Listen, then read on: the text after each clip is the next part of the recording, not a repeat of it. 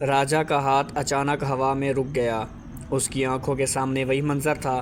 15 سالہ فرزند آریان جو دیوار سے لگا ہوا تھا، اس کے گال پر سرخ نشان تھا اور آنکھوں میں خوف کے ساتھ سوال تھا، ابا آپ نے کیوں؟ راجا نے اپنا ہاتھ دیکھا جو کانپ رہا تھا۔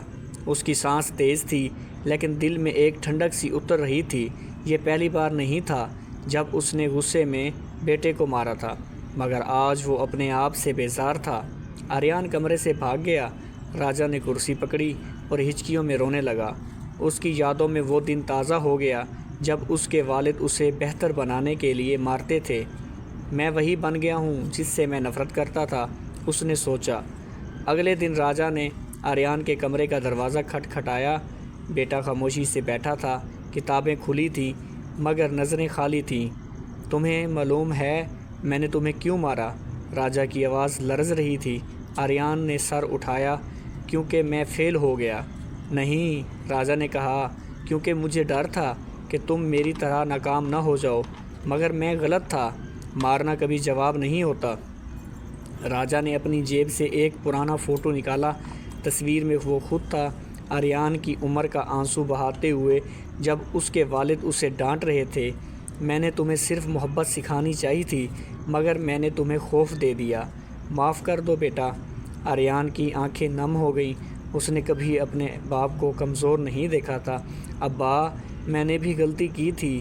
میں نے پڑھائی چھوڑ دی تھی کیونکہ مجھے لگا آپ صرف نمبروں سے پیار کرتے ہیں۔ دونوں کے درمیان خاموشی ٹوٹی تو باتوں کا سیلاب آیا۔ راجا نے سنا کہ آریان کو ریاضی سے ڈر لگتا ہے اور وہ دوستوں کے دباؤ میں تمباکو تک پہنچ گیا تھا۔ اگلے ہفتے راجا نے اپنے دفتر کے اوقات کم کر دیے۔ ہر شام وہ آریان کے ساتھ بیٹھتا، ریاضی کے سوال سمجھاتا۔ جب آریان الجھن میں ہوتا، راجا ہنس کر کہتا، چلو ہم دونوں مل کر حل کریں گے۔ ایک دن آریان نے کہا، ابا آج میں نے دوستوں کو کہہ دیا ہے، تمہاری طرح مضبوط بننا چاہتا ہوں۔ مہینے گزرے۔ امتحان کے نتائج آنے پر آریان نے نہ صرف پاس کیا بلکہ ریاضی میں سب سے زیادہ نمبر لیے۔ اسکول میں تقریب میں جب راجا نے بیٹے کو سرٹیفکیٹ لیتے دیکھا تو اس کی آنکھوں میں فخر تھا۔ گھر واپس آ کر آریان نے کہا، ابا آپ نے مجھے سبق سکھایا بغیر مارے۔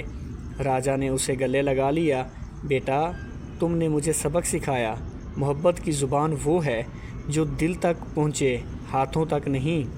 کہانی کا مقصد یہ ظاہر کرنا ہے کہ خوف اور تشدد کبھی مثبت تبدیلی نہیں لاتے۔